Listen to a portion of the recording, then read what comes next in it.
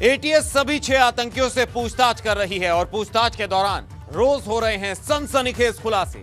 लेकिन इस बार जो खुलासा संदिग्ध आतंकी जीशान ने किया है वो होश उड़ाकर रख देने वाला है। पता चला कि ट्रेनिंग के दौरान आतंकियों के आकाओं ने प्लान बी भी तैयार किया था कि अगर प्लान ए फेल हो जाए तो प्लान बी किसी भी कीमत पर कामयाब हो सके और भारत को दहलाया जा सके। आइए आपको दिखाते हैं आखिर क्या था आतंकियों का प्लान ए और प्लान बी।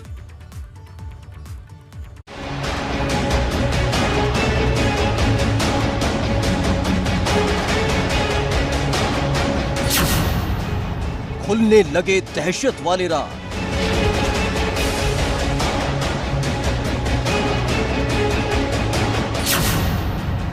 आईएसआई की सबसे बड़ी साजिश बेनकाब।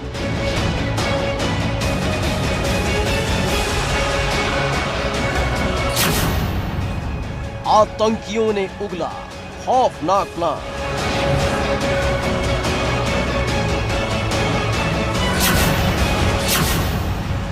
दहशतगर्दों के निशाने पर थी सैकड़ों जान।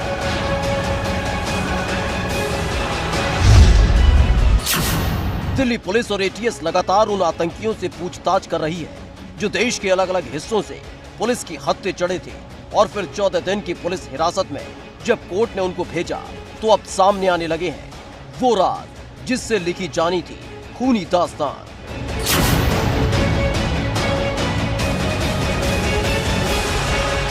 आतंकियों से पुलिस अलग अलग पूछताछ कर रही है जिसमें अलग अलग प्लान और राज खुलकर सामने आ रहे हैं। लेकिन जो खुलासा जीशान ने किया है वो सनसनीखेज है।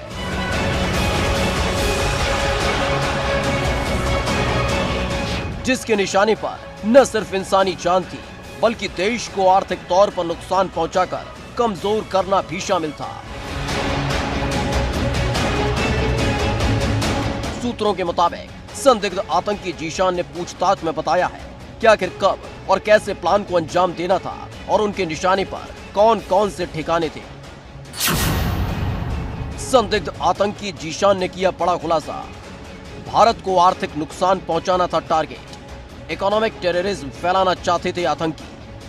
आईएसआई ने बनाया था इकोनॉमिक टेररिज्म का प्लान। आतंकी देने वाले थे खौफनाक प्लान को अंजाम।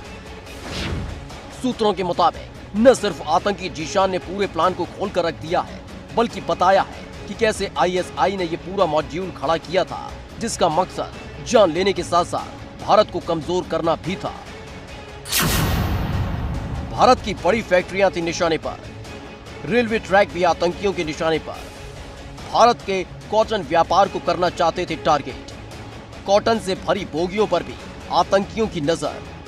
धमाके से कॉटन की बोगियों को जलाना चाहते थे। एक तरफ लगातार संदिग्ध आतंकी जीशान अपने पूरे प्लान को खोल रहा था तो वहीं दूसरे संदिग्ध आतंकी जान मोहम्मद ने भी कई सनसनीखेज खुलासे किए हैं।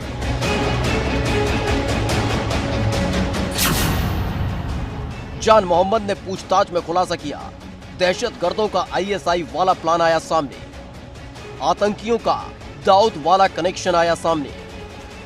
अनीस इब्राहिम के संपर्क में था जान मोहम्मद। आईएसआई से भी सीधे संपर्क में था जान मोहम्मद। जब एटीएस ने संदिग्ध आतंकी जान मोहम्मद की कुंडली खंगाली तो पता चला है कि वो पहले भी आतंकी गतिविधियों में शामिल रह चुका है।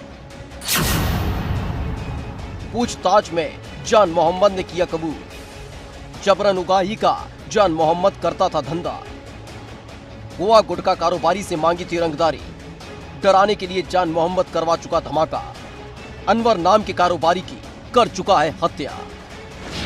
फिलहाल एटीएस सभी 6 संदिग्ध आतंकियों से पूछताछ कर रही है और पूछताछ के आधार पर देश के कोने कोने में छिपे और भी संदिग्धों की गिरफ्तारी हो रही है जो कहीं न कहीं आईएसआई के इशारे पर देश में आतंकी गतिविधियों को अंजाम देने वाले थे। Bureau report, ABP Ganga.